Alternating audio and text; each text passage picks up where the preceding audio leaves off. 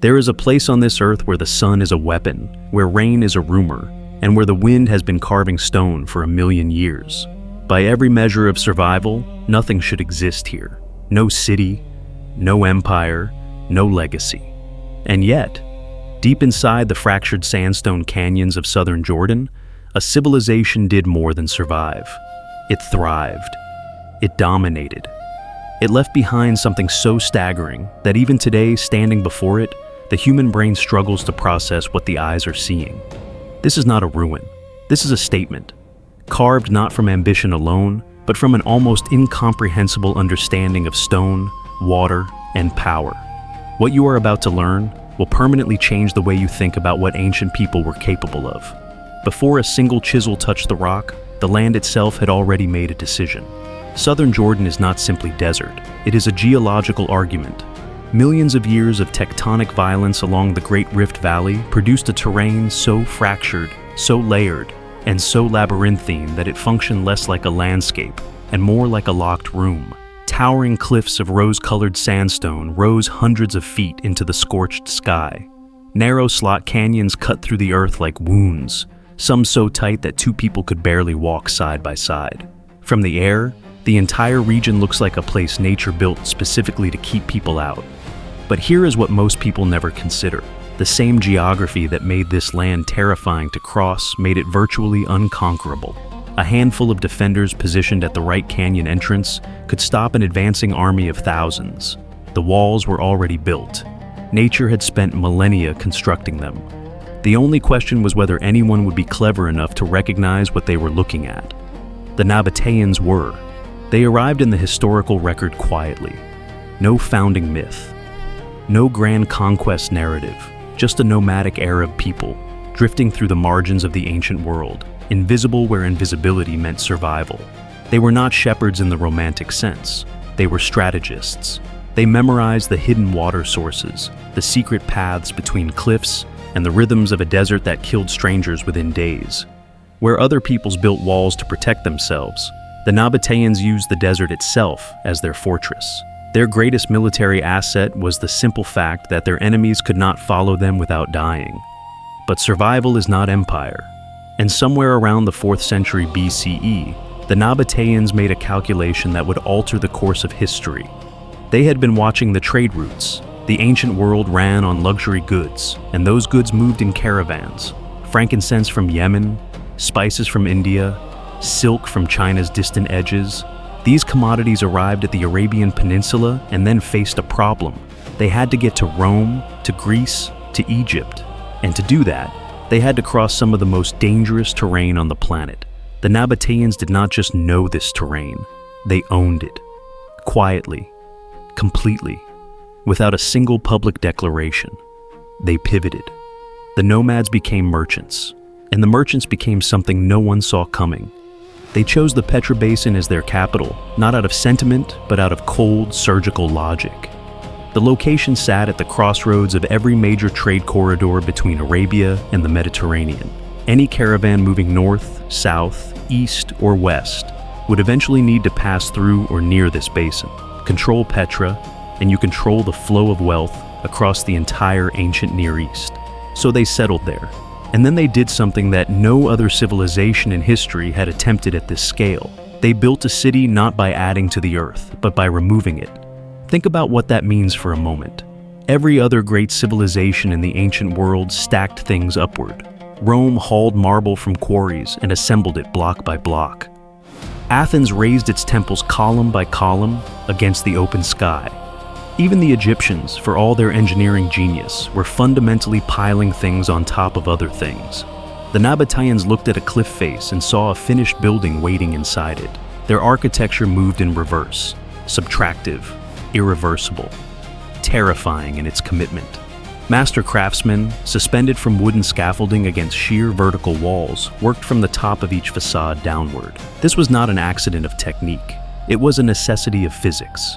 By working top-down, they used the uncut rock below as a natural platform. Each level supported the work on the level below it. A single miscalculation, one fissure struck in the wrong direction, one column carved a few degrees off-center, and the entire facade was ruined forever. There was no correction. No second attempt. These men visualized the completed structure inside solid rock before they made the first mark. The results are still standing 2,000 years later. But here is the detail that almost nobody talks about. The most astonishing engineering achievement at Petra had nothing to do with stone. It had everything to do with water. A city of 30,000 people does not exist in a desert that receives less than 6 inches of rain per year without an extraordinary answer to an extraordinary problem. The Nabataeans did not simply find water sources and settle near them. They engineered a hydraulic system so sophisticated that modern engineers have spent decades trying to fully understand it. They carved channels directly into cliff faces, calibrated to maintain a precise gravitational flow across miles of terrain without a single pump or mechanical component. They built dams that captured the violent seasonal flash floods, not just to prevent destruction, but to redirect that energy into underground cisterns. Settling basins filtered sediment from the water supply before it reached the city. Ceramic pipelines, sealed with a waterproof plaster compound, ran pressurized fresh water to fountains, public pools, and gardens. Gardens, in the middle of the Arabian desert, surrounded by sandstone and silence. This was not just engineering. This was a geopolitical weapon. In a region where water was the difference between life and death, Petra could sustain an army, supply an entire merchant fleet of camels, and still have enough left over to grow flowers. Any city that could do that in this landscape possessed leverage that no military force could easily counter. You cannot siege a city that controls more water than you do. And yet, even knowing all of this, nothing prepares you for the approach. The main entrance to Petra is a natural canyon called the Seek. It stretches for more than a kilometer, with walls that climb up to 80 meters on either side, blocking out the sky until you are walking through a corridor of perpetual shadow. The Nabataeans understood the psychological power of this passage perfectly. They paved its floor with smooth limestone. They carved sacred niches into the walls at regular intervals, placing carved stone blocks that represented the presence of their gods, turning a defensive bottleneck into a spiritual procession. Merchants and diplomats who had traveled for months across hostile terrain found themselves being slowly, methodically prepared for something. The temperature dropped. The noise of the outside world vanished. The passage twisted and turned, deliberately preventing any view of what waited ahead. Then, without warning, the canyon opens. The Treasury stands 40 meters tall against the raw desert cliff, its Hellenistic columns and intricate carvings glowing with a vivid pink that no photograph has ever fully captured. It hits the nervous system before the mind can process it. This was intentional. The entire PsyQ was designed to maximize the impact of this single moment, to ensure that every person who entered Petra understood immediately and viscerally exactly who they were dealing with. What is equally extraordinary is what the Treasury represents culturally. The Nabataeans were absorbing the visual language of the Greek world, blending it with their own desert aesthetic, and carving the synthesis into a cliff face at the edge of Arabia. This was a civilization in active conversation with the entire ancient world, fluent in its symbols, confident enough to remix them on their own terms. High above the city floor, the royal tombs cut into the western cliffs served a purpose beyond burial. They were theater. As the sun descended each evening, these massive facades would catch the last light and glow against the darkening sky, visible from every corner of the city below. The Nabataean kings were not just buried, they presided. Even in death, they commanded the skyline. The spiritual life of this civilization carried the same intimacy with stone. The Nabataeans worshipped through carved geometric blocks called baetilus, unadorned shapes cut directly into rock faces, representing divine presence without confining it to a human form. The stone was not just a building material. It was a medium of connection with forces they believed governed the world. To carve was to consecrate. To reshape a cliff face was an act of devotion as sincere as any prayer. And then there was the theater, carved directly into the hillside with a ruthlessness that tells you everything about Nabataean priorities. Older tombs were cut through without ceremony to make room for the seating.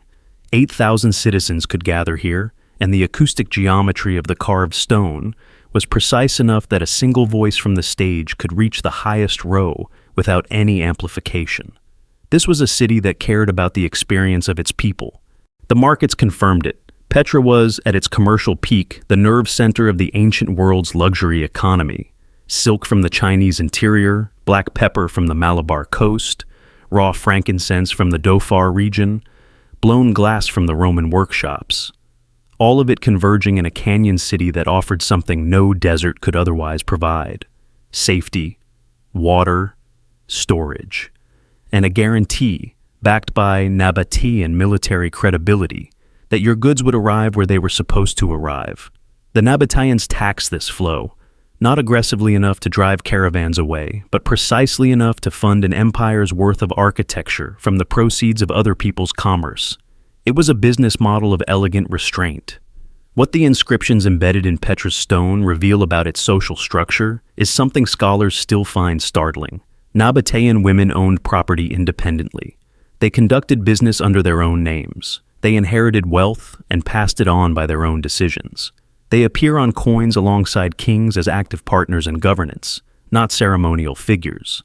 In a world where the status of women was almost universally defined by their relationship to men, Petra operated by different rules. The pragmatic logic behind it is not difficult to grasp.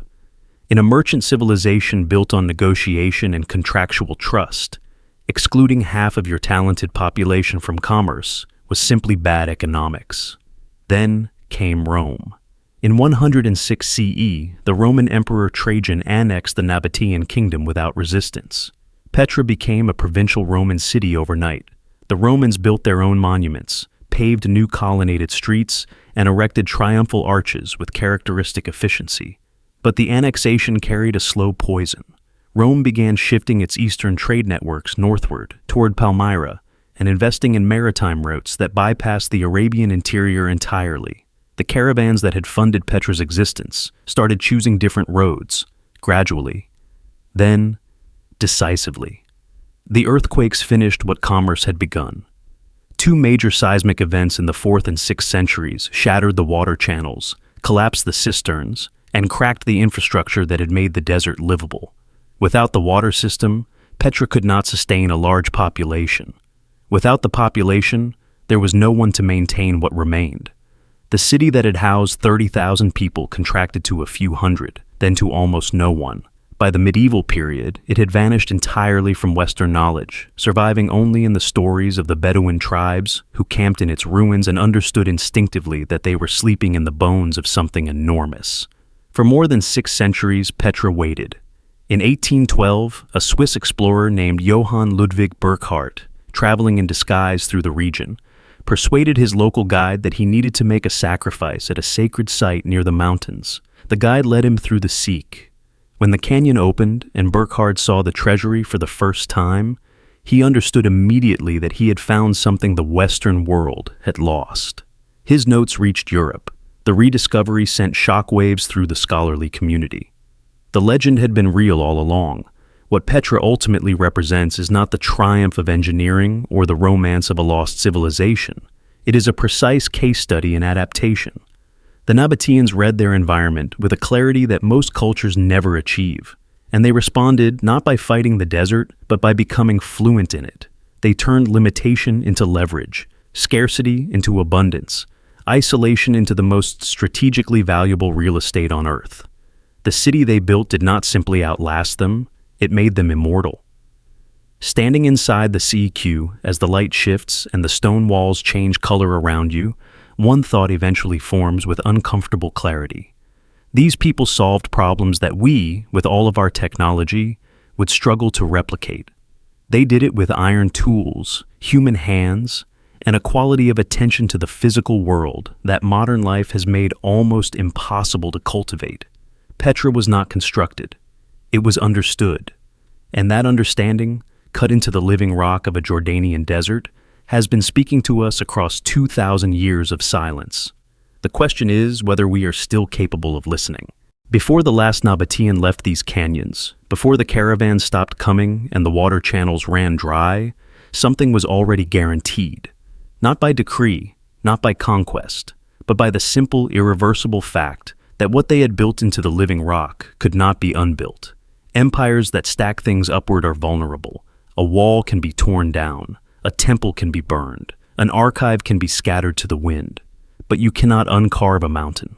You cannot give back to the stone what patient hands have taken from it across generations. The Nabataeans understood this, perhaps intuitively, perhaps by design. They did not build for their own lifetimes. They built for the rock's lifetime. And sandstone in southern Jordan, it turns out, has a very long memory. What makes Petra genuinely difficult to process is not its scale, though the scale is staggering. It is not even the engineering, though the engineering should not have been possible with the tools they had. What is truly hard to absorb is the mentality behind it. These were people who looked at one of the harshest environments on Earth and refused to accept its terms. They did not adapt to scarcity. They engineered abundance. They did not submit to isolation. They turned it into the most strategically powerful location in the ancient world.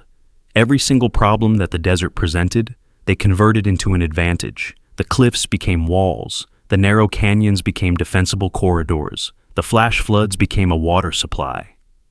The emptiness became privacy. The remoteness became leverage. That is not survival. That is mastery. And then there is the question that lingers long after you have walked out of the Psyche and back into the modern world. What happened to that level of attention? That quality of observation? The Nabataeans did not have satellite imaging or geological surveys or hydraulic engineering software. They had eyes, hands, and an unbroken focus on the physical world around them. They read the terrain the way we might read a document, extracting information that was invisible to everyone else, acting on it with a precision that modern engineers still find difficult to fully explain. We live in an age of extraordinary tools and, in many ways, diminishing patience. We have instruments capable of measuring the angle of a canyon wall to within fractions of a degree, and yet we struggle to sit with a problem long enough to truly understand it. The Nabataeans had none of our instruments, and apparently all of the patience. There is something in that contrast worth sitting with. Petra also leaves behind a quieter lesson, one that is easy to miss amid the spectacle of the facades and the drama of the history. The Nabataean Kingdom did not collapse because it was weak. It collapsed because the world around it changed faster than any single city could absorb. The trade routes shifted. The Roman priorities redirected. The earthquake struck at precisely the infrastructure that made everything else possible. Petra did not fail. It was overtaken by forces that had nothing to do with the intelligence or the will of the people who built it. That is a different kind of tragedy, and a more honest one. Civilizations do not always end because they made catastrophic mistakes. Sometimes they end because the conditions that made them extraordinary simply stop existing. The Nabataeans were perfectly adapted to a specific moment in history, a window of time when overland caravan routes were the arteries of global commerce, and when controlling a defensible desert basin meant controlling the flow of the ancient world's wealth. When that window closed, the city that had been built to exploit it became a monument to the world that was gone. What remains is something no earthquake and no economic shift could ever fully erase: the stone itself. 2,000 years of wind and rain have softened some of the carvings, blurred some of the detail, and toppled some of the structures that once stood freestanding in the valley. But the facades cut directly into the cliff faces have endured in a way that almost nothing else from the ancient world has managed. They are not preserved behind glass. They are not reconstructed replicas. They are the original marks of the original hands, still visible, still precise, still carrying the geometry of minds that have been gone for 20 centuries. Every traveler who walks through the CQ today experiences, whether they realize it or not, exactly what the Nabataeans designed them to experience: the narrowing walls, the deepening shadow, the subtle drop in temperature, the way the canyon bends so that you cannot see the end until you are almost there. And then the sudden, violent opening into light and that rose-pink facade rising 40 meters above the canyon floor, completely filling your field of vision before your mind has had time to prepare a response. That moment was engineered. Every element of it was deliberate. The people who designed that experience understood human psychology well enough to manufacture awe on demand, in a desert, using nothing but rock and geometry and the controlled release of information. In 2025, we have entire industries dedicated to creating moments like that. The Nabataeans did it with chisels. There is an old Arabic phrase that translates roughly as, "The one who masters their environment has already won the argument." The Nabataeans never needed to make that argument out loud. They carved it into a mountain and walked away. Petra is what happens when a civilization refuses to accept the limitations of where it finds itself. When it looks at the worst possible conditions and responds not with resignation, but with ingenuity so concentrated, so relentless, and so precise that the results outlast the civilization itself by 2 millennia and counting. The Nabataeans are gone. Their language is largely silent. Their gods are no longer worshipped. Their trade empire exists only in the records of people who encountered them, and in the accounts of scholars who have spent careers piecing together the fragments. But the city they left behind is still there, every morning, catching the first light of the Jordanian sun, glowing in colors that no painter has ever quite managed to replicate. Some things endure not because they were protected, but because they were built with enough integrity that time simply has not found a way to finish them. Petra is still being written. If this video moved something in you, if it left you sitting with a question you did not have before you started watching, that is the whole point. History is not a collection of facts. It is a conversation across time. And the Nabataeans, 2,000 years later, are still very much part of that conversation. Like this video, if Petra deserves to be remembered, share it with someone who needs to be reminded what human beings are capable of. And stay close, because the next story we are telling is just as extraordinary, just as improbable, and just as impossible to look away from. The desert keeps its secrets carefully, but we are just getting started.